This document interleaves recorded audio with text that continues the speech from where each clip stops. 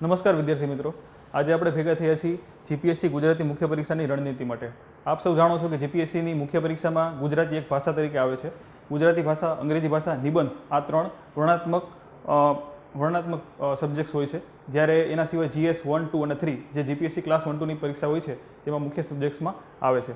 પરંતુ જ્યારે final selection થતું હોય છે કેન્ડિડેટ્સનું, ત્યારે જે આ ભાષાના પેપર છે ગુજરાતી અને અંગ્રેજી, તે ખૂબ જ મહત્વનો રોલ પ્લે કરતા હોય છે વિદ્યાર્થીનું સિલેક્શન થવામાં। અને જો સિલેક્શન થતું હોય તો તમે મામલતદાર બનશો, ક્લાસ 2 બનશો કે ક્લાસ 1 બનશો, એ નક્કી કરવામાં જે ગુજરાતી ભાષા, અંગ્રેજી ભાષા અને નિબંધના પેપર છે તે ખૂબ જ અગત્યનો ભાગ ભજવતા હોય છે। પણ ઘણા બધા વિદ્યાર્થીઓ અવેરનેસના કારણે ગુજરાતી ભાષાના પેપરમાં પૂરતું ધ્યાન આપી શકતા નથી અને ફક્ત ને ફક્ત GSની તૈયારીમાં પડ્યા રહે છે। પરંતુ એના કરતાં જો તમે એની સાથે GSની સાથે પૂરતું ધ્યાન તમે ગુજરાતી ભાષા, અંગ્રેજી ભાષા અને નિબંધના પેપરમાં આપો તો એનાથી તમારે સ્કોરમાં સારો એવો ફરક પડી શકે। જીપીએસસીની મુખ્ય પરીક્ષામાં ગુજરાતી ભાષાના પેપરનું મહત્વ શું છે? તો શા માટે આપણે ગુજરાતી ભાષાની સ્ટ્રેટેજી જાણવી જરૂરી છે? શા માટે આપણે ગુજરાતી ભાષાની આપણે આટલું મહત્વ આપવું જોઈએ? આના માટે અબ્રાહમ લિંકનનો એક કોટ જે અહીંયા ખૂબ જ સામ્યતા ધરાવે છે તે આપણે જાણીએ કે if I had 8 hours to chop down a tree, I will spend 6 hours to sharpen the axe. એનો મિનિંગ એવો છે કે કોઈ કામ કરવા માટે મને 8 કલાક આપવામાં આવે તો હું 6 કલાક તો કામની રણનીતિ બનાવીશ કે કઈ રીતે કામ થઈ શકે। એના માટે ગુજરાતી ભાષા અને ભાષાના પેપરમાં રણનીતિ બનાવવી ખૂબ જ અગત્યની છે। અને એના માટે આપણે આજે જોશી કે જીપીએસસીની મુખ્ય પરીક્ષામાં ગુજરાતી ભાષાના પેપર્સનું મહત્વ શું છે। તો હવે જીપીએસસી ક્લાસ 1, 2ની મુખ્ય પરીક્ષાની એક્ઝામ પેટર્ન જોઈએ આપણે તો ટોટલ 900 માર્કના ગુણમાંથી 150 માર્ક ગુજરાતી ભાષાના, 150 માર્ક અંગ્રેજી ભાષાના અને 150 માર્ક્સ નિબંધના હોય છે। જે આ ત્રણેય પ્રકાર વર્ણનાત્મક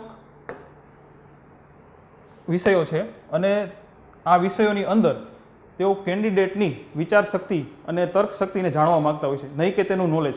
તેઓ ફક્ત એ જ જાણવા માગતા હોય છે કે તમે ગુજરાતી, અંગ્રેજી અને નિબંધ દ્વારા ટૂંકમાં તમારા વિચારોને કઈ રીતે વ્યક્ત કરી શકો છો, તમારા વિચારોની અભિવ્યક્તિ માટે આ વિષયો ખૂબ જ અગત્યના છે। જ્યારે સામાન્ય અભ્યાસના પેપરો છે એ તમારું નોલેજ ચકાસતા હોય છે કે તમે આ બાબતમાં કેટલું નોલેજ ધરાવો છો।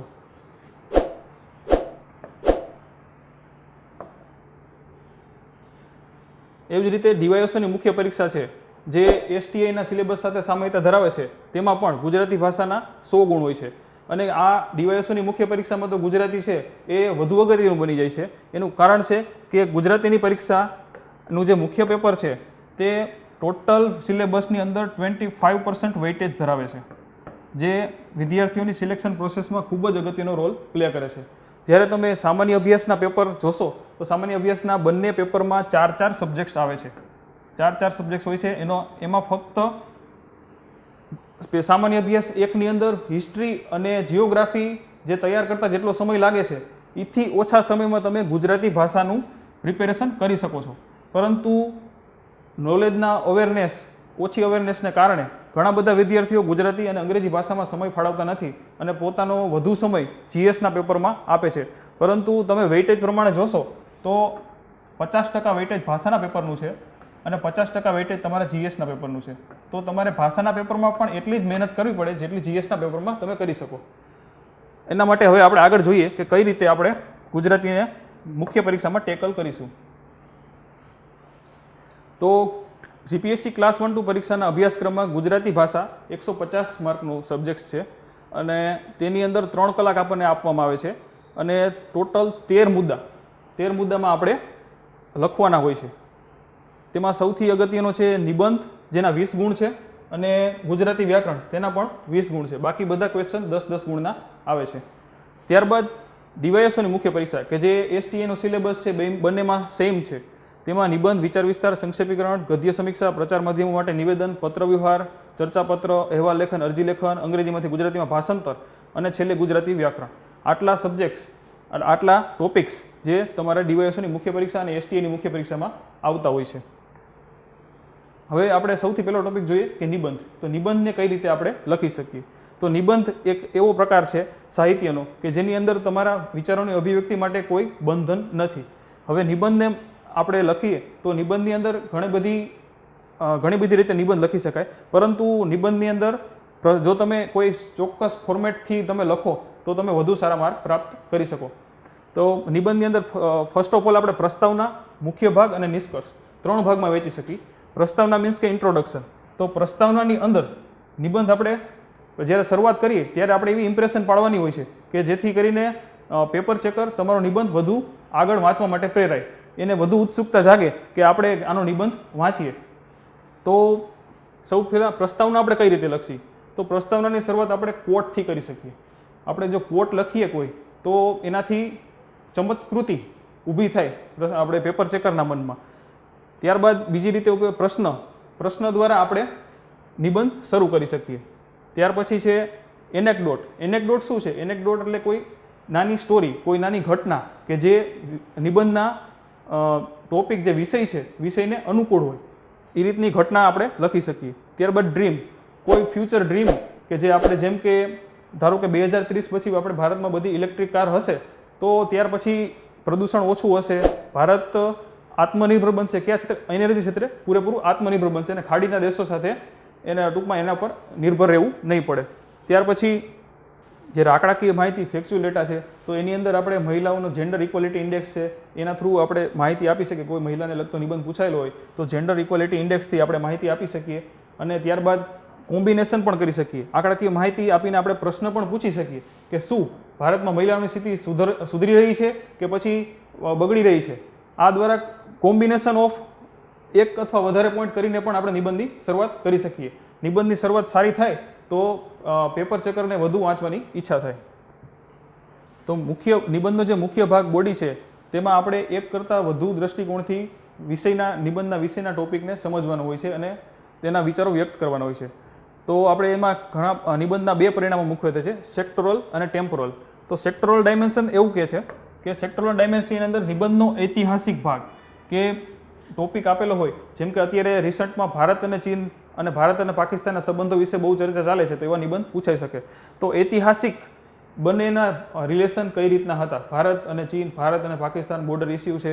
ત્યારબાદ સાંસ્કૃતિક એનું પાસું, જે બાજુના દેશ છે એનું સાંસ્કૃતિક પાસું આપણું એને આપણે અનુલક્ષીને લખી શકીએ. ત્યારબાદ ભૌગોલિક, જે અત્યારે ચીન સાથે વિવાદ ચાલે છે તે મુખ્યત્વે ભૌગોલિક પરિસ્થિતિઓના કારણે પણ છે. ત્યારબાદ છે રાજકીય પરિસ્થિતિમાં આપણે જોઈ શકીએ કે ચીનમાં સામ્યવાદી સરકાર છે અને આપણે ભારતમાં લોકતાંત્રિક દેશ છે, એટલે ઘણા બધા વિચારોના મતભેદના કારણે પણ આ દ્વંદ્વ ઊભો થઈ શક્યો હોય. ત્યારબાદ આંતરરાષ્ટ્રીય સંબંધો, હવે જુદા જુદા એલાયન્સ ઇન્ટરનેશનલ લેવલે બન્યા હોય છે. તો આપણે જાણીએ છીએ કે અમેરિકા અને ચીનમાં અત્યારે ટ્રેડ વોર ચાલુ છે અને અલગ અલગ એલાયન્સને કારણે આ સંબંધો ઉપર અસર પડી શકે છે. ત્યારબાદ પર્યાવરણીય મુદ્દો જો લાગુ પડતો હોય તો આપણે લખી શકીએ. ત્યારબાદ નૈતિકતા, તો નૈતિકતાના મુદ્દાથી પણ આપણે આગળ એમાં ઘણા બધા વિષયોમાં નૈતિકતાના મુદ્દા ઉપરથી આપણે એમાં લખી શકીએ. ત્યારબાદ ઇકોનોમિક ડાયમેન્શન છે, એટલે કે ઇકોનોમિક રિલેશન કેવા છે ભારત અને ચીન વચ્ચે અથવા અમેરિકા અને ચીન વચ્ચે, ભારત અને પાકિસ્તાન વચ્ચે, એના દ્વારા પણ આપણે સબ્જેક્ટને અલગ દ્રષ્ટિકોણથી જોઈ શકીએ. અને છેલ્લું છે ફિલોસોફિકલ, કોઈ ફિલોસોફિકલ પોઈન્ટ પણ આપણે આમાં લખી શકીએ. હવે આ મુદ્દાઓને દ્વારા આપણે અલગ અલગ એક જ વિષયને અલગ અલગ દ્રષ્ટિકોણથી જોઈ તેના બધા પાસાઓને ઇન્ક્લુડ કરી શકીએ. ત્યારબાદ એનું એક બીજું ડાયમેન્શન છે તે ટેમ્પોરલ ડાયમેન્શન છે. ટેમ્પોરલ ડાયમેન્શન શું છે કે એને આપણે બીજા શબ્દોમાં કહીએ તો ટાઈમ ડાયમેન્શન પણ કહી શકાય.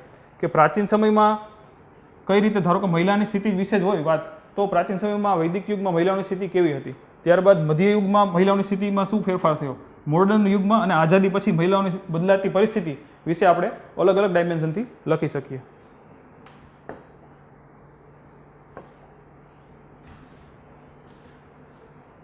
હવે એના મુખ્ય ભાગ બોડીમાં આપણે બીજું લખી શકીએ કે સંભાવનાઓ, જેને કહીએ આપણે prospects, possibility of something to happen. એટલે બીજો કોઈ આપણે મુદ્દો એડ કરી શકીએ કે જે સંભાવનાઓ છે કે ભવિષ્યમાં આ ભારત અને ચીનના સંબંધો છે તો એનામાં કઈ કઈ સંભાવનાઓ રહેલી છે, કે શું આવા જ સંબંધો ભવિષ્યમાં રહેશે કે પછી કોઓપરેટિવ સંબંધો બની અને બંને દેશ વિકાસ તરફ પ્રગતિ કરી શકે. પછી ત્યારબાદ મુદ્દાઓ છે, તો કયા કયા મુદ્દાઓ અત્યારે હાલમાં ભારત અને ચીનના સંબંધો બગાડી રહ્યા છે અથવા કયા કયા મુદ્દાઓ સોલ્વ કરવાથી તમારે ભારત અને ચીનના સંબંધો સુધરી શકે. હવે પડકારો, ત્યારબાદ પડકારો. હંમેશા નિબંધમાં આપણે એક ઓફિસર બનવા જઈ રહ્યા છીએ ત્યારે પડકારોનો ઇન્ક્લુડ કરવા જ જોઈએ. એટલે પડકારો ત્યારબાદ આપણે પડકારોને કઈ રીતે હેન્ડલ કરી શકીએ તે ઇન્ક્લુડ કરવું ખૂબ જ અગત્યનું છે. ત્યારબાદ આંકડાકીય માહિતી આપીને આપણે અલગ અલગ રિપોર્ટ્સ અને આંકડાકીય માહિતી આપીને પણ નિબંધની અંદર ઇન્ક્લુડ કરી શકીએ. ત્યારબાદ નિબંધનો જે ફાઇનલ પાર્ટ છે, જે નિષ્કર્ષ છે, નિષ્કર્ષની અંદર હકારાત્મક જે નિષ્કર્ષ છે હકારાત્મક હોવું જોઈએ એવું આપણે વાત કરતા હોઈએ છીએ કે ચાલો ને એક વખત યુદ્ધ થઈ જાય તો કંઈ વાંધો નહીં, પરંતુ આપણે જ્યારે ઓફિસર બનવા જઈએ ત્યારે હંમેશા પોઝિટિવ થિંકિંગ કરવું જોઈએ અને આપણે આપણા પર્સનલ વિચારો નહીં પરંતુ જેને મેચ્યોર વિચારસરણી કહી શકાય એવા વિચારો આપણે આપવા જોઈએ. હકારાત્મક, પોઝિટિવ અને સોલ્યુશન લક્ષી વિચારો તમારા હોવા જોઈએ. એવું નહીં કે પ્રોબ્લેમ વધે એના કરતાં પણ આપણે સોલ્યુશન લક્ષી વિચારો આપી તો પેપર ચેકરના મનમાં સારી છાપ પડે. આપણે જ્યારે 10મા અને 12મા નિબંધ લખતા હોય છે એના કરતાં જ્યારે અહીંયા નિબંધ લખીએ છીએ એમાં ડિફરન્સ જ એ પડશે કે તમે અહીંયા એક અધિકારી તરીકે નિબંધ લખો છો અને ત્યાં જ્યારે લખતા હતા ત્યારે તમે ફક્ત ભાષાની કુશળતા બતાવવા માંગતા હતા. અહીંયા તમારે ભાષાની કુશળતા સાથે એક તમારા અધિકારી તરીકેની વિચારસરણી પણ બતાવવાની હોય છે. એટલે નિબંધ લખતી વખતે જ્યારે શબ્દોમાં એકદમ મેચ્યોર રહેવું જરૂરી છે. ત્યારબાદ નિબંધની અંદર તમે આકર્ષક બનાવવા માટે ઘણી બધી બાબતો એડ કરી શકો છો. બીજી ધ્યાનમાં રાખવા જેવી બાબતો એવી છે કે સ્વચ્છતા. નિબંધ લખતી વખતે એકદમ ક્લીન હોવો જરૂરી છે. બને ત્યાં સુધી છેકછાક ઓછી થવી જોઈએ. ત્યારબાદ વિચારોની મૌલિકતા, ઓરિજિનાલિટી ઓફ થોટ્સ. હવે નિબંધ ફક્ત એવું ઘણા વિદ્યાર્થીઓ એવું કરતા હોય છે કે નિબંધ લખતી વખતે ફક્ત આંકડાકીય માહિતી, રિપોર્ટ્સ ને એવું બધું લખતા હોય છે, પરંતુ નિબંધ છે એ તમારી ઇન્ફોર્મેશન કે તમે કેટલું યાદ રાખેલું છે એ જાણવા માટે નથી, પરંતુ તમારા વિચારો જાણવા માટે છે કે કોઈ ટોપિક ઉપર તમે શું જાણો છો, તમારો અભિવ્યક્તિ તમે ટોપિકને શું કેટલી રીતે સમજ્યા છો. ત્યારબાદ ફકરો, પેરેગ્રાફ. તો હવે ઘણા વિદ્યાર્થીઓ એવી ભૂલ કરતા, મેન્સના પેપર તમે જોતા હશો જે આપણને જીપીએસસી પ્રોવાઈડ કરે છે, એક સારી બાબત છે જેના ઉપરથી આપણે આપણી ભૂલો ખ્યાલ આવે છે અને બીજી વખત ભવિષ્યમાં આપણે ભૂલ ન કરી શકીએ. તો બની શકે તો આપણે બીજાની ભૂલોમાંથી શીખીએ તો જ સારું રહેશે. હવે ફકરા પાડતી વખતે ઘણા બધા વિદ્યાર્થીઓ એવું કરે છે કે આખા પેજમાં કોઈ ફકરો પાડતા નથી અને ઉપરથી લઈને નીચે સુધી એક જ સાથે લખી નાખે છે, પરંતુ એવું ન કરવું જોઈએ. અને ઘણા વિદ્યાર્થીઓ તો એવું કરે છે કે એક જ પેજમાં 6-7 ફકરા લખી નાખે છે, પરંતુ આપણે ન્યુટ્રલ લઈને એક પેજમાં વધુમાં વધુ 3 ફકરા આવે, એવું જરૂરી નથી કે 3 જ આવે, પરંતુ બની શકે તો 3 ફકરા આવે એવી રીતે એડજસ્ટમેન્ટ કરવું જોઈએ. ત્યારબાદ તટસ્થ વલણ. આપણે કોઈ પોલિટિકલ સાઇડ તરફ ધસી નથી જવાનું કે ભાજપ હોય કે કોંગ્રેસ હોય કે બીજી કોઈ પોલિટિકલ પાર્ટી હોય કે કોઈ વિચારધારા છે, સામ્યવાદી વિચારધારા છે, લેફ્ટ વિંગ, રાઇટ વિંગ, કોઈ તરફ આપણે વળવાનું નથી, પણ ન્યુટ્રલ વલણ રાખવાનું છે. ભાષા. તો ભાષા આપણે લખતી વખતે એમાં રૂઢિપ્રયોગો, કહેવતો અને અલંકારોનો આપણે ઉપયોગ કરી શકીએ છીએ જેથી આપણો નિબંધ આકર્ષક લાગે. ત્યારબાદ છે વ્યાકરણ. તો વ્યાકરણમાં જોડણી તમારી શુદ્ધ હોવી જોઈએ. જોડણીમાં ભૂલો હશે તો તમારો નિબંધ સારો હોવા છતાં તમને માર્ક્સ ઓછા મળી શકે. હવે ઉદાહરણનું મહત્વ. હવે નિબંધમાં કોઈ વાત તમે સમજાવવા માંગતા હો અને તમે સમજાવો વાતને જો તમે ઉદાહરણ સાથે સમજાવો તો વધુ સારી રીતે સમજાવી શકાય. ભગવાન બુદ્ધ પણ પોતાની વાત, જ્ઞાનનો ઉપદેશ આપવા માટે પહેલાં એક્ઝામ્પલ સમજાવે અને પછી જ ઉપદેશ આપતા હતા, જેથી સામેવાળા વ્યક્તિ બધા સારી રીતે સમજી શકે. હવે આપણે નેક્સ્ટ ટોપિક જોઈએ તો વિચાર વિસ્તાર. વિચાર વિસ્તાર છે એમાં કોઈ કવિઓની પંક્તિ આપેલી હોય છે અને એ પંક્તિને આપણે વ્યવસ્થિત રીતે સમજાવવાની હોય છે. તો પંક્તિને સમજાવવામાં મુખ્ય 3 ભાગ પડે છે. સૌપ્રથમ આપણે જે પંક્તિ આપેલી હોય છે એનો આપણે અર્થ સમજાવવાનો હોય છે પ્રથમ પેરેગ્રાફમાં. ત્યારબાદ બીજા પેરેગ્રાફમાં એની સમજૂતી આપવાની હોય છે. એ સમજૂતીની અંદર તમે દાખલા, દલીલ, રૂઢિપ્રયોગ અને કહેવત દ્વારા એની સમજૂતી આપી શકો છો. અને ત્યારબાદ જે નેક્સ્ટ પોઈન્ટ છે, જે લાસ્ટ ઉપસંહાર છે તે લખવાનો હોય છે, જેમાં આપણે જીવન વિષયક અર્થ અથવા બોધાર્થ આપણે લખવાનો હોય છે.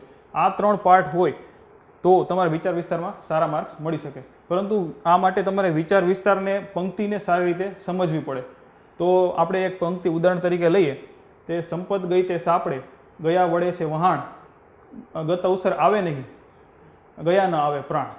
તો આ એવું પંક્તિ છે કે જે આપણે જીપીએસસીની એક્ઝામ આપતા મિત્રોને પણ લાગુ પડે છે કે ગયા વહાણ છે, પાછા દરિયામાં ગયા હોય પાછા આવી જાય છે.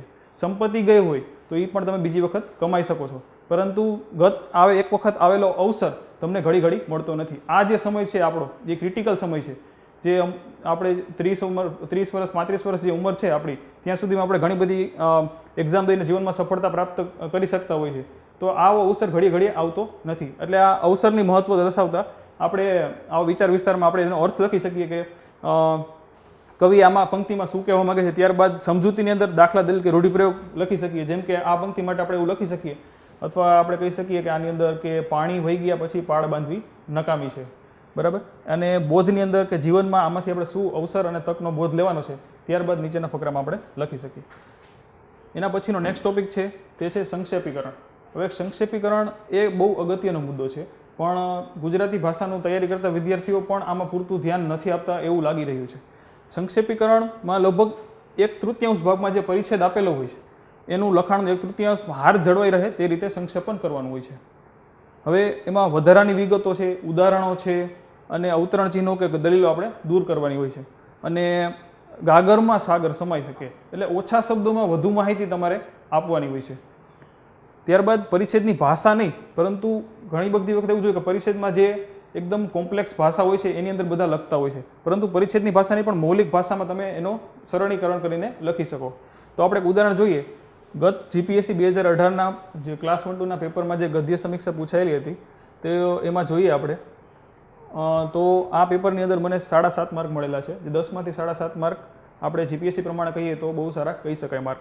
તો તેની અંદર જે ફોર્મેટ છે તે એવું હોય છે કે તમારે ટાઇટલ આપવાનું હોય છે અને જે પરિચ્છેદ આપેલો છે તેને ટૂંકમાં સમજાવવાનું હોય છે. આપેલો પરિચ્છેદ સ્વામી સચ્ચિદાનંદે લખેલો છે. હવે તમે પરિચ્છેદ વાંચશો આખો તો એમાં ઘણું બધું લખેલું છે, પરંતુ આપણે એમાંથી ફક્ત નિચોડ જ લેવાનો છે. તો તમે પરિચ્છેદમાં જોશો કે અમુક જે શબ્દો છે એ કોઈ ફક્ત ને ફક્ત દ્વંદ અને દલીલ કરવા માટે વાપરેલા છે એવા શબ્દોને આપણે કાઢી નાખવાના છે. જેમ કે આમાં આપણે જોઈએ કે જ્ઞાન અંગેની વાત છે, તો તત્વજ્ઞાનને સચોટ જાણવું તે જ્ઞાન અને આવા જ્ઞાનવાળા જ્ઞાતા પુરુષને જ્ઞાની કહેવાય એ વાત છે. તો આપણે પહેલાં લખી શકીએ જ્ઞાન અંગે અલગ અલગ ધર્મો અને સંપ્રદાયોની માન્યતા એકબીજાથી થોડી અલગ પડે છે. બરાબર, અહીંયા મેં થોડી લખેલું છે એટલે ક્વેશ્ચન માર્ક કરેલો છે. આઈ થિંક થોડી લખવાની જરૂર નથી, એકબીજાથી અલગ પડે છે એવું તમે લખી શકો. ત્યારબાદ એવું લખેલું છે કે પ્રકૃતિ તથા પુરુષ બંનેનું અલગ અલગ વાસ્તવિક સ્વરૂપ તે આવો વિવેક કરનાર જ્ઞાની અથવા વિવેકી પુરુષ કહેવાય. જૈન તથા બોધાદિનું કથન એવું છે કે ચૈતન્ય અને જળના મૂળભૂત વાસ્તવિક તત્વો જાણીને ક્રમે જ્ઞાનનો વિકાસ કરી પૂર્ણ શક્તિ રૂપે જાણવું તે સમજ જ્ઞાન કહેવાય. હવે આમાં બધા જૈન ધર્મ અને બૌદ્ધ ધર્મ કોને જ્ઞાન ગણે છે એવી બધી વાત કરેલી છે. ત્યાર પછી વેદાંતિઓ કઈ રીતે કોને જ્ઞાન ગણે છે, પછી વૈજ્ઞાનિકો કોને જ્ઞાન ગણે છે અને નાસ્તિકોનું શું કથન છે એવું બધું લખેલું છે. તો આપણે આને એવી રીતે લખી શકીએ કે જ્ઞાન અંગે અલગ અલગ ધર્મો અને સંપ્રદાયોની માન્યતા એકબીજાથી થોડી અલગ પડે છે. આધ્યાત્મિક જગતમાં ન્યાયશાસ્ત્રીઓ તત્વના સચોટ જ્ઞાનને, સાંખ્યશાસ્ત્રોમાં વિવેક જ્ઞાનને, તો જૈન અને બૌદ્ધ શાસ્ત્રોમાં જળ અને ચેતનના જ્ઞાનને સાચું જ્ઞાન ગણે છે. તદુપરાંત વેદાંતિઓ બ્રહ્મ જે એકમાત્ર સત્ય છે તેને વૈજ્ઞાનિકો પ્રયોગથી સાબિત થતા સિદ્ધાંતો અને નાસ્તિક લોકો ઇન્દ્રિયોના જ્ઞાનને જ્ઞાન માને છે. ટૂંકમાં જે પરિચ્છેદ છે એનો મૂળ ઉદ્દેશ છે તે આટલા ફકરાથી આપણે લખી શકીએ છીએ. જનરલી આના માટે આપણી પાસે અડધું પેજ જ આપેલું હોય છે અને અડધા પેજની અંદર આમાં શબ્દો લખેલા છે 185. ઘણા વિદ્યાર્થીઓ એવું કરે છે કે 185 શબ્દ જે શબ્દ આપેલો છે કેલ્ક્યુલેટરમાં ટૂંકમાં ગણતરી કરીને ભાગ્યા 3 કરે છે અને એમાંથી શબ્દો લખે, પણ એવું કરવાની કંઈ જરૂર નથી. તમારે મૂળ ભાવાર્થ તમારે જે કહેવા માગે છે એ લખાઈ જાય તો એનામાં કંઈ ગણતરી કરવાની જરૂર નથી. અને છેલ્લે તમે અહીંયા કેટલા શબ્દ થયા જો છેલ્લે ટાઈમ વધે તો ગણીને લખી શકો છો. આ ઉપરાંત જે ટાઇટલ છે તે જ્ઞાનની વિચારસરણી છે, પરંતુ હવે આપણે ટાઇટલ કઈ રીતે આપવું જોઈએ કે જે ટાઇટલ એવું હોવું જોઈએ કે ટાઇટલ વાંચવાની સાથે જ ખબર પડી જાય કે નીચે આપણે ફકરામાં શું આપેલું હશે. તો આપણે એવું ટોપિક ટાઇટલ લખવાનું છે કે જેનાથી આપણને ખ્યાલ આવી જાય કે ફકરામાં શું લખેલું હશે. ત્યારબાદ આવે છે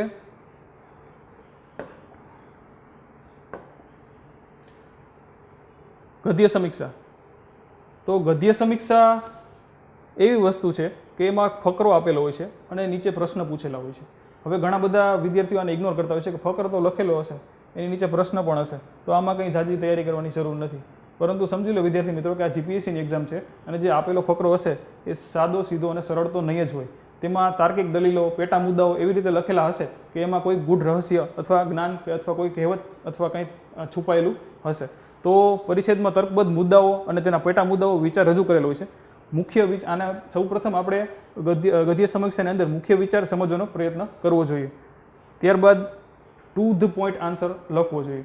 હવે 10 માર્ક છે અને આન્સર આપણે ખાલી પેરેગ્રાફમાંથી જ લખવાનો છે, તો સૌપ્રથમ આપણે પેરેગ્રાફને શાંતિથી એક વખત વાંચી જવું જોઈએ, જરૂર લાગે તો બીજી વાર વાંચવું જોઈએ. ત્યારબાદ જે પ્રશ્ન આપેલા છે એનો આપણે જવાબ લખવો જોઈએ, પણ પ્રશ્નના જવાબમાં પણ આપણે ટુ ધ પોઈન્ટ આન્સર લખવું જોઈએ. ઘણા વિદ્યાર્થીઓ એવું કરે છે કે જગ્યા આપેલી હોય છે તો વધુ લાંબા જ પ્રશ્નનો જવાબ લખે છે, છતાં આપણને માર્ક મળતા નથી. તો ટુ ધ પોઈન્ટ આન્સરને સારા એવા માર્ક મળી શકે. ત્યારબાદ છે ઔપચારિક ભાષણ. તો ઔપચારિક ભાષણ આપણે મિત્રો જોતા જોઈએ છીએ ઘણી બધી જગ્યાએ રાજકીય કોઈ નેતા હોય છે, એ સિવાય રાષ્ટ્રપતિ છે કે પછી કોઈ મોટા સેલિબ્રિટી છે કે કોઈ જાહેર સભા છે, એમાં આપણે ભાષણ ઘણા બધા જોઈએ છીએ. તો એની અંદર સૌપ્રથમ ઔપચારિક ભાષણ આપણે તૈયાર કરવાનું કહે તો એને સૌપ્રથમ આપણે સંબોધન લખવું જરૂરી છે, કે જે મુખ્ય મહેમાનો આવેલા હોય તેને સંબોધિત લખી શકો, અથવા જો વક્તા પોતે મુખ્ય મહેમાન હોય તો આભાર પ્રગટ કરી શકે બોલાવવા માટે. ત્યારબાદ સ્થળ, સમય અને વિષયને અનુરૂપ શરૂઆત કરવી જોઈએ, કે તમે કઈ જગ્યાએ બોલો છો અને કેવા સમયે બોલો છો, તમે કોને એડ્રેસ કરી રહ્યા છો એ પ્રમાણે બોલવું જોઈએ. જેમ કે શ્રોતાગણને અનુરૂપ વક્તવ્ય કેવી રીતે આપી શકાય, કોઈ વિદ્યાર્થીઓને તમે વક્તવ્ય આપતા હોય, કોઈ ખેડૂતોને કોઈ વક્તવ્ય આપતા હોય, કે કોઈ પછી તમે વૈજ્ઞાનિકોને વક્તવ્ય આપતા હોય, તો બધામાં શ્રોતાઓ પ્રમાણે આપણું વક્તવ્ય હોવું જોઈએ. ત્યારબાદ ઘણી વખત એવું બને છે કે ભાષણ આપણે ઔપચારિક ભાષણ હોય તો એમાં શું કરતા હોય છે વિદ્યાર્થીઓ, કે મુખ્ય વિષયથી ભટકી જતા હોય છે. તો એવું ન બનવું જોઈએ. ત્યારબાદ છે તર્કબદ્ધ રજૂઆત છે. તો આની અંદર પણ આપણે તર્કબદ્ધ દલીલો સાથે એને સમજાવી શકીએ. અને અતિરેક ટાળવો. આ ભાષણ છે એમાં થોડી મેચ્યોરિટી બતાવી, અને કહેવતો વધુ તો એક તમે લખી શકો, પણ વધારે કહેવતો લખશો તો એટલી મેચ્યોરિટી નહીં દેખાય પેપરમાં. અને સમાપન, છેલ્લે સમાપન અને આભાર દર્શન કરવું જરૂરી છે. હજી એક અગત્યની વાત છે કે સંબોધન કરતી વખતે ઘણા વિદ્યાર્થીઓ એવું કરે છે કે સંબોધન એટલું કરે છે કે અડધું પેજ તો સંબોધનમાં હોઈ જાય છે, પણ મુખ્ય વિષય ઉપર આવતા ટાઈમ લાગે છે. તો બની શકો તો સંબોધન ટૂંકું રાખવું અને ત્યારબાદ મુખ્ય વિષય ઉપર જ વધુ વક્તવ્ય રહે એવો પ્રયત્ન કરવો. ત્યારબાદ છે જાહેર નિવેદન. હવે જાહેર નિવેદન એટલે શું? જાહેર નિવેદનમાં કોઈ સરકારી સંસ્થા અથવા કોઈ બીજી કોઈ સંસ્થા વર્તમાનપત્રની અંદર કોઈ જાહેર નિવેદન બહાર પાડે છે. તો એના માટે જાહેર નિવેદન આપણે વર્તમાનપત્રમાં ગુજરાતી વિષયમાં 2 એવા ટોપિક છે કે જે વર્તમાનપત્રની અંદર આપણે બહાર પાડવાના હોય છે. અને ઘણી વખત વિદ્યાર્થીઓ બંનેના ફોર્મેટ મિક્સ કરી નાખતા હોય છે. જેમ કે એક ચર્ચાપત્ર છે અને એક જાહેર નિવેદન છે. તો જાહેર નિવેદનનું ફોર્મેટ ચર્ચાપત્રમાં, ચર્ચાપત્રનું ફોર્મેટ જાહેર નિવેદનમાં, એવું ટૂંકમાં બેમાં મિક્સ થતું હોય છે. તો આપણે એ ધ્યાન રાખવાનું છે કે જાહેર નિવેદન કઈ રીતે લખવું. તો જાહેર નિવેદનની સૌથી પહેલાં આપણે ઉપર તો શીર્ષકની અંદર આપણે સૌપ્રથમ વિભાગ, જેમ કે અત્યારે કોરોના વાયરસ છે તો આરોગ્ય વિભાગ કોઈ નોટિફિકેશન જાહેર નિવેદન બહાર પાડવા માંગતું હોય તો આરોગ્ય વિભાગ જે ગુજરાત સરકાર બહાર પાડે છે અથવા કેન્દ્ર સરકાર બહાર પાડે છે તો આરોગ્ય વિભાગ, ગુજરાત સરકાર અને જાહેર નિવેદન એવી રીતે આપણે શીર્ષક આપવું જોઈએ. ત્યારબાદ મેઇન બોડીમાં જે કોઈ યોજના અથવા કાર્યક્રમ હોય એની જાણકારી આપવી જોઈએ. સમય અને સ્થળ અંગેની જાણકારી આપવી જોઈએ કે આ કાર્યક્રમ થવાનો છે. 2 રીતે હોઈ શકે, કોઈ કાર્યક્રમ બની ગયો હોય અથવા કોઈ કાર્યક્રમ થવાનો હોય અથવા કોઈ ઘટનાની વાત હોય. અને મુદ્દાઓથી તમે માહિતી આમાં આપી શકો. આમાં કહેવતો, રૂઢિપ્રયોગનો અર્થ આપણે બહુ યુઝ જ ન કરવો, હું તો કહું યુઝ કરવાની જરૂર નથી. અને ત્યારબાદ એમાં સમાપન કરવું. આપણે એક સિમ્પલ ફોર્મેટ જોઈએ કે કઈ રીતે લખી શકાય. જેમ કે કોરોના વાયરસ ચાલે છે તો આવા પ્રશ્ન પૂછવાની શક્યતા વધુ છે. જેમ કે આરોગ્ય વિભાગ ગુજરાત રાજ્ય કોઈ જાહેર નિવેદન બહાર પાડે તો આવી રીતે તમે લખી શકો આરોગ્ય વિભાગ ગુજરાત રાજ્ય જાહેર નિવેદન. ત્યારબાદ તમે સ્થળ અને સમય પ્રમાણે લખી શકો કે આમાં કોરોના વાયરસ છે તો એના માટે તમે શું તકેદારી રાખી શકો અને જે નોટિફિકેશન બહાર પડે એ લખેલી હોય. ત્યારબાદ જે મુદ્દાઓ એને ધ્યાનમાં રાખવા માટે મુદ્દાઓ કે હવે શું પગલાં લઈ શકાય એવા મુદ્દાઓ લખવા જોઈએ. ત્યારબાદ જાહેર નિવેદન છે એ સરકારી સંસ્થાઓમાં જાહેર નિવેદનમાં આઉટવર્ડ નંબર હોય છે. આઉટવર્ડ નંબર શું બતાવે છે કે કયા નંબરથી જે નિવેદન બહાર પડેલું છે. તો એમાં આપણે ક્રમાંક છે એ આઉટવર્ડ નંબર છે. આ છે ક્રમાંક અબક 2020 134. આવી રીતે કંઈ પણ તમે લખી શકો. એટલે એના પછી તારીખ લખવી જરૂરી છે કે કઈ તારીખે કયા આઉટવર્ડ નંબરથી આ જાહેર નિવેદન બહાર પાડેલું છે. અને ત્યારબાદ સ્થળ તમે આ રીતે લખી શકો. અને સહી, જે કોઈ ખાતું હોય અથવા સહી માટે તમને ક્વેશ્ચનમાં જ આપેલું હશે કે કોણ નિવેદન બહાર પાડે છે, આરોગ્ય કમિશનર છે, આરોગ્ય સચિવ છે અથવા બીજા કોઈ વ્યક્તિ બહાર પાડતા હોય તો એ લખી શકે. તો આ રીતનું આપણે ફોર્મેટ જાહેર નિવેદનનું હોવું જોઈએ. ત્યારબાદ પત્રલેખન. તો પત્ર તો તમે બધા જાણતા જ હશો કે આપણે 10માં 12માં બધી જગ્યાએ પત્રો લખીએ છીએ. તો એના કરતાં આપણે પત્રલેખન આમાં થોડું સારી રીતે લખવાનું હોય છે. જેમ કે મોકલનારનું નામ, તારીખ આપણને ખબર હોય છે કે સૌપ્રથમ જે પત્ર મોકલનાર હોય છે એનું નામ છે જમણી બાજુ આવે છે, મેળવનારનું નામ ડાબી બાજુ આવે છે. ત્યારબાદ સંદર્ભ જો હોય, કોઈ સંદર્ભે પત્ર લખાતો હોય, ક્વેશ્ચનમાં આપેલું હોય તો એ આપણે લખી શકીએ. ત્યારબાદ વિષય છે, પછી સંબોધન છે, ત્યારબાદ છે સમાપન, સંબોધન, મુખ્ય પત્ર અને છેલ્લે છે સમાપન. તો આપણે એનું ફોર્મેટ જોઈએ સિમ્પલ, તો આ રીતે કંઈક લખી શકાય. તો પત્રલેખન જોઈએ તો પત્રલેખનની અંદર આપણે નામ લખવાનું હોતું નથી. ગયા વર્ષે જીપીએસસીએ નોટિફિકેશન બહાર પાડીને નામ અને સરનામા માટે એક નોટિફિકેશન બહાર પાડી હતી કે તમારે નામ નથી લખવાનું અને સરનામું નથી લખવાનું, જેથી કંઈ ખબર ન પડે કે કયા ગામ કોણ વ્યક્તિ છે અને કયા ગામના છે. તો તેમાં તમે આવી રીતે લખી શકો ક ખ ગ, સરનામા હરોળ 1 અથવા સરનામું 1 સરનામું 2 એવું લખી શકો. ત્યારબાદ નીચે તારીખ લખવી ખૂબ જ અગત્યની છે. તારીખ તમે બને તો ઇંગ્લિશમાં નહીં પણ આ રીતે ગુજરાતીમાં લખો તો વધુ સારું રહેશે. ત્યારબાદ જેને આપણે પત્ર લખીએ છીએ તે પ્રતિ આપણે જોઈએ તો તંત્રીસી ગુજરાત સાહિત્ય અકાદમી, આપણે ટૂંકમાં જેને કોઈને પત્ર લખતા હોય તેનું નામ અહીંયા આવશે. ત્યારબાદ એની સરનામા હરોળ. હવે પત્રના ક્વેશ્ચનમાં એવું આપેલું હોય કે આ પત્ર આની અગાઉ પત્ર થયેલો છે, એના સંદર્ભમાં પત્ર કરવાનો હોય છે તો સંદર્ભ લખવો જરૂરી છે. ત્યારબાદ એનો વિષય લખવો, પરંતુ એવું કંઈ ઉલ્લેખ ન હોય તો સંદર્ભ લખવો જરૂરી નથી. ત્યારબાદ આપણે સંબોધનમાં માનનીય શ્રી, આદરણીય શ્રી એવું લખી શકીએ અને પછી પત્રની મુખ્ય બોડીમાં આવી શકીએ. અને ત્યારબાદ આભાર કરી લિખિતન આપનો વિશ્વાસુ અથવા આપનો આભારી કરી અબકો કરી શકીએ. હવે એવું બને કે પત્ર આપણે એક કરતાં વધારે વ્યક્તિઓને મોકલવાનો થતો હોય તો નીચે આપણે નકલ રવાના અહીંયા આપણે એવું લખી શકીએ. નીચે આ જે લિખિતન આપનો વિશ્વાસુ એની નીચે આપણે એવું લખી શકીએ કે નકલ રવાના. પછી જેટલા વિભાગને મોકલવાનો હોય ત્યાં આપણે લખી શકીએ નીચે. અને આ સિવાય જો કોઈ પત્રમાં બિડાણ હોય તો બિડાણ પણ નકલ રવાનાની ઉપર લખવું જોઈએ. પહેલાં બિડાણ લખવું જોઈએ અને પછી નકલ રવાના લખવી જોઈએ.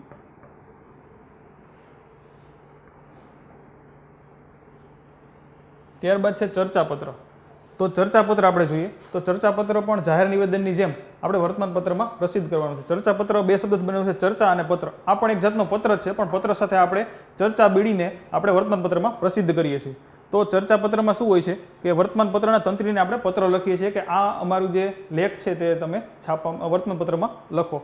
ત્યારબાદ વિષય અને રજૂઆતને સોંપતું શીર્ષક એમાં આપવાનું હોય છે. સંક્ષિપ્ત અને કેન્દ્રીય રજૂઆત, કહેવતો, રૂઢિપ્રયોગનો અસરકારક ઉપયોગ આપણે કરી શકીએ. તો આ એક સેમ્પલ ફોર્મેટ છે. ખરેખર એવું હોય છે કે ચર્ચાપત્ર છે એ એક પેજનું નથી હોતું, પણ 2 પેજનું હોય છે. પહેલાં જે ફોરવર્ડિંગ આપણે કહી શકીએ તે આ છે કે પ્રતિ તંત્રીસી અબકા વર્તમાનપત્ર, સરનામા હરોળ માં વિષય લખી પછી આપણે લખી શકીએ કે આ સાથે સામેલ ચર્ચાપત્ર જે ચર્ચાપત્રનું ટાઇટલ હોય તે ને આપના વર્તમાનપત્રમાં યથાયોગ્ય સ્થાને પ્રકાશિત કરવા વિનંતી. આભાર સહ લિખિતન આપનો વિશ્વાસુ ક ખ ગ. ઘણા બધા લિખિતન આના પછી પણ લખતા હોય છે, તે પણ ચાલી શકે અને આ એક સ્ટાન્ડર્ડ ફોર્મેટ છે. ત્યારબાદ બિડાણ લખી ચર્ચાપત્ર અને ત્યાર પછી ચર્ચાપત્ર ચાલુ કરી શકાય. એટલે આપણે વાસ્તવિક રીતે જોવા જઈએ તો વર્તમાનપત્રમાં પહેલાં ફોરવર્ડિંગ સાહિત્યકારો ફોરવર્ડિંગ આપતા હોય છે કે આ ચર્ચાપત્ર છે એ પ્રકાશિત કરો અને ત્યારબાદ બીજા કાગળમાં જે ચર્ચા એકચ્યુઅલ ચર્ચા છે તે જોડતા હોય છે. તો આપણે આ રીતે લખી શકીએ. હવે ફોર્મેટનું મહત્વ કેટલું છે એ તમને આના ઉપરથી સમજાશે. જ્યારે ગઈ જીપીએસસીથી 2018માં ત્યારે એવું થયેલું કે મારે ટાઈમ ઘણો ઘટેલો અને સૌથી છેલ્લે મેં આ પ્રશ્ન એટેન્ડ કરેલો, પણ ફક્ત ફોર્મેટના લીધે મને આમાં 10માંથી 4 માર્ક મળેલા છે. મેં ફક્ત આમાં ફોર્મેટ જ લખેલું છે તો પણ 4 માર્ક મળેલા છે. હું એક્સપેક્ટ કરતો હતો કે આમાં માર્ક નહીં મળે, પણ ફોર્મેટના 4 માર્ક મળ્યા છે. એના ઉપર તમે વિદ્યાર્થી મિત્રો સમજી શકશો કે ગુજરાતી ભાષામાં ફોર્મેટનું કેટલું મહત્વ છે. જેટલું આપણા અંદર લખાણનું મહત્વ છે એટલું જ સેમ મહત્વ ફોર્મેટનું હોય છે. અહેવાલ લેખો. હવે અહેવાલ શું છે? તો અહેવાલ છે આપણે આંખે જોયેલી ઘટના, એ આંખે જોયેલી ઘટના આપણે એકદમ એકચ્યુઅલ શબ્દોમાં વર્ણવવાની હોય છે, કોઈ ફેરફાર વગર.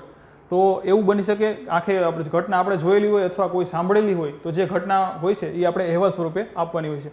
જે સમાચાર પત્રોમાં જે અહેવાલો આવતા હોય છે, સમાચાર આવતા હોય, એ પણ એક જાતના અહેવાલ જ છે.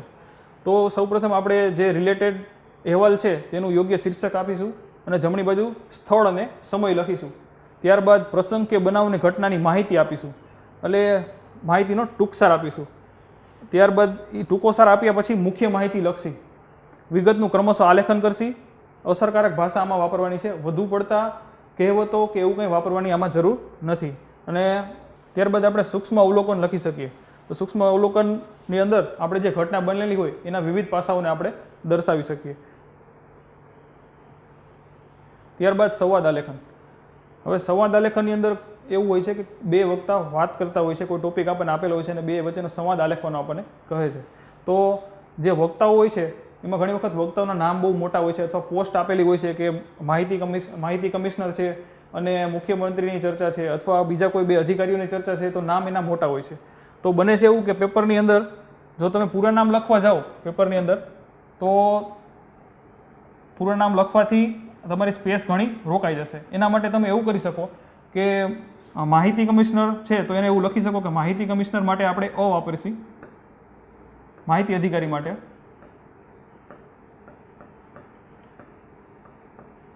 અસંજ્ઞા વાપરી શકીએ અને બીજા એવી રીતે બ, અ અને બ કરી અને આખે આખો તમે સંવાદ આલેખી શકો.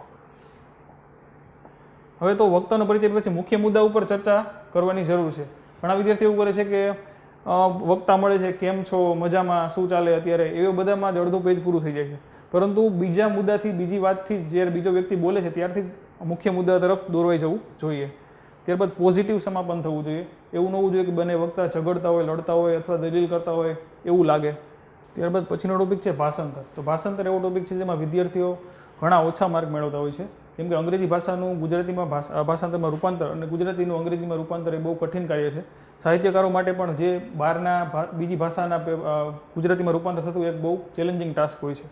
તો હવે ભાષાંતર માટે સૌપ્રથમ આપણે સંપૂર્ણ પેરેગ્રાફને ધ્યાનથી વાંચવો જોઈએ. ત્યારબાદ કહેવતોનો યોગ્ય અર્થ કરવો જોઈએ. એમાં એવું આપેલું હોય છે કે ઇડિયમ અને ફ્રેઝિસ યુઝ કરેલા હોય છે અંગ્રેજી ભાષામાં. તો એવું લખેલું હોય કે બ્લો વન સ્ટોપ, એટલે આપણે કોકનું ટોપ ઉડાડી દે એવો મિનિંગ નથી થતો, પણ અહીંયા ગુસ્સે થવું એવો મિનિંગ થઈ છે. એટલે ઇડિયમ અને ફ્રેઝનો યોગ્ય અર્થ કરવો જરૂરી છે, નકર અર્થનો અનર્થ થઈ જાય. ત્યારબાદ મૂળ અર્થ બદલાય નહીં તે જોવું. એટલે આપણે વાક્ય ટુ વાક્ય ઘણા એવું કરતા હોય છે કે જે સેન્ટેન્સ લખેલા હોય છે એ સેન્ટેન્સ ટુ સેન્ટેન્સ ગુજરાતી ભાષાંતર કરતા હોય છે, પરંતુ એમાં એનો મૂળ અર્થ બદલાઈ જાય છે. એટલે આખું વાક્ય વાંચી અને પછી જ એનો અર્થ લખવો જોઈએ. હવે બીજું એક કેવું રહ્યું કે ભાષાંતર છે એ ઘણા વિદ્યાર્થીઓ એવું કરતા હોય છે કે સૌ પ્રથમ ટેકલ કરતા હોય છે, પણ મારું માનવું એવું છે કે ભાષાંતર છે એને આપણે સૌથી છેલ્લે ટેકલ કરવું જોઈએ. શરૂઆતના ફેઝમાં પહેલાં બીજા પ્રશ્ન ઉપર ધ્યાન આપવું જોઈએ. ત્યારબાદ છે વ્યાકરણ માટે શું કરવું. તો વ્યાકરણ તો તમે ઘણી બધી ક્લાસ 3ની એક્ઝામ કદાચ આપેલી હોય તો એમાં તમે લખતા હશો કે વ્યાકરણ એમાં ઓપ્શન હોય છે, પરંતુ આમાં વ્યાકરણમાં ઓપ્શન્સ હશે નહીં. અને વ્યાકરણ એક રોકડિયા માર્કનો ટોપિક છે. તો વ્યાકરણની અંદર આપણે જરૂર ફક્ત વ્યાકરણ તમે કરવા બેસો તો ફક્ત ને ફક્ત 3 થી 4 દિવસમાં આખું વ્યાકરણ વ્યવસ્થિત તમે સમજી શકો. છતાં ઘણા વિદ્યાર્થીઓને માર્ક વ્યાકરણમાં મળતા નથી. અને વ્યાકરણ એવો વિષય છે કે જેમ વધુ મહાવરો કરો તેમ વ્યાકરણમાં વધુ સારા સ્કોર કરી શકો. એટલે વ્યાકરણમાં માર્ક લેવા માટેની એક જ વસ્તુ છે કે વધુને વધુ મહાવરો દરરોજ એનો જરૂરી છે. એટલે વ્યાકરણ એવો રોકડિયો પાર્ક છે કે જે તમે આરામથી લણી શકો છો. ત્યારબાદ પાછળના પ્રશ્નપત્રોનું મહત્વ. તો જે આના જીપીએસસીમાં જે પાછળના પૂછાઈ ગયેલા પ્રશ્નપત્ર છે એના તમારે બધા ટોપિક જોવા જોઈએ. જેમ કે પીઆઈનું પેપર જે મેન્સનું હતું ગુજરાતીનું, તો એમાં મોસ્ટ ઓફ ક્વેશ્ચન બધા પોલીસને લગતા હતા કે કાયદો અને વ્યવસ્થાને લગતા મુખ્ય ક્વેશ્ચન હતા.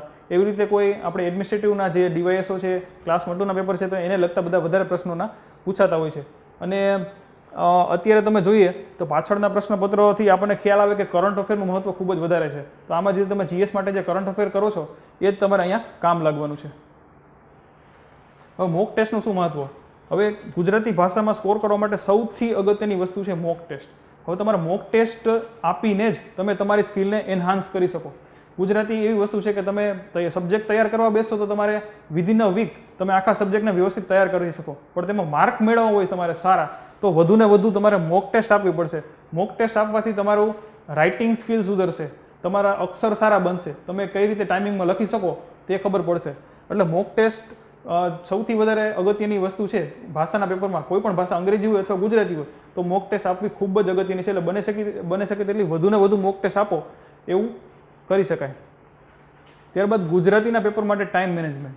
હવે ગુજરાતી ક્લાસ 1-2માં સૌથી મારા મનવા પ્રમાણે લેન્ધી સબ્જેક્ટ છે. હવે જ્યારે 2016-17માં જે જીપીએસસી આવી હતી તેની અંદર જે ગુજરાતીમાં સ્પેસ આપેલી હતી એ સ્પેસ એક પેજની જ હતી, અને ત્યારબાદ જીપીએસસી જે 2018માં આવી તેમાં સ્પેસમાં થોડો વધારો કર્યો છે. એટલે જ્યારે આગળના સ્ટુડન્ટ છે જે જીપીએસસીનો અનુભવ હતો એક્ઝામ લખવાનો, એમાં થોડુંક સ્પેસમાં બધા ક્વેશ્ચનમાં થોડો વધારો થવાથી છેલ્લે પેપર ઘણા બધાને રહી ગયું હતું 2018માં. જેમ કે મારે ખુદને જ છેલ્લે પેપર ટાઈમે પૂરું કરી શક્યો નહોતો. તો એના માટે જીપીએસસીમાં ટાઈમ મેનેજમેન્ટ કરવું ખૂબ જ જરૂરી છે. તો હવે પેપર 3 કલાકના પેપરમાં તમારે 2 કલાક ને 45 મિનિટે પેપર પૂરું કરવું એકદમ અગત્યનું છે.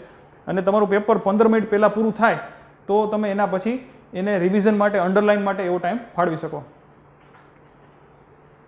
અને બીજું કે તમારે ધારો કે પેપરમાં આ વખતે ગઈ વખતે 1.5 પેજ હતા બધા પ્રશ્ન માટે, 1.5 પેજ હતું. તો હવે એવું બની શકે કે કદાચ જીપીએસસીને જગ્યા ઓછી લાગે તો 2 પેજ પણ કરી શકે.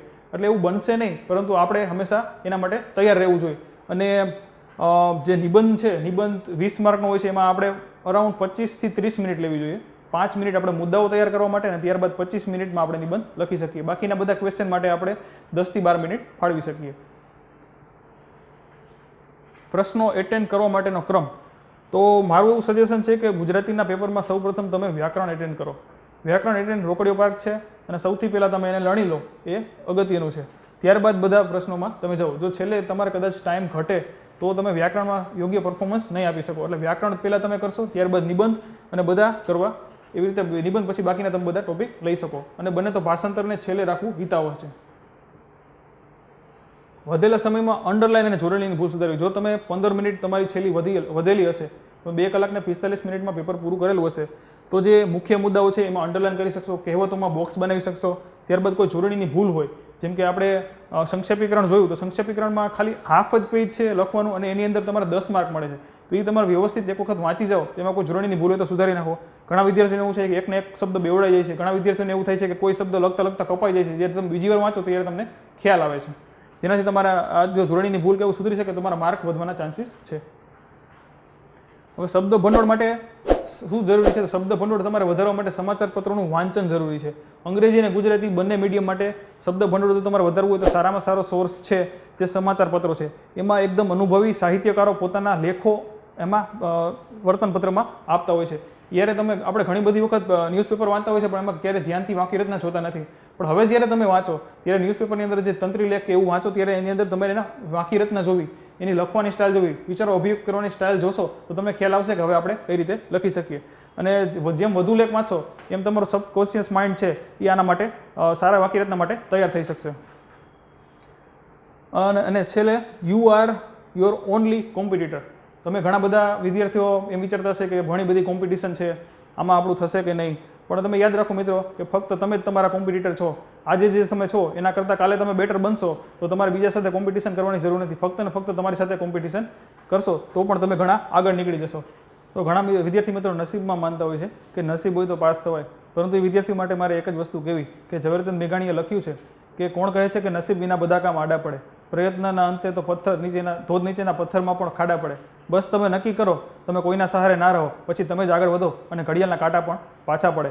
એટલે તમે ફક્ત ને ફક્ત તૈયારીમાં ધ્યાન આપો, રિઝલ્ટમાં ધ્યાન ન આપો. એક વખત પ્રયત્ન કરતા રહેશો, હળવે હળવે તમારે લેવલ વધારતા રહેશો એટલે તમે એક દિવસ જરૂર સફળતા પ્રાપ્ત થશે. તો આજનો લેક્ચરમાં મિત્રો તમને કંઈક નવું જાણવા મળ્યું હશે એવી આશા રાખું છું. અને ભવિષ્યમાં પણ તમે આ લેંગ્વેજના પેપરમાં વધુ તૈયારી કરી અને સારા માર્ક મેળવો એવી મારી શુભેચ્છાઓ. Thank you.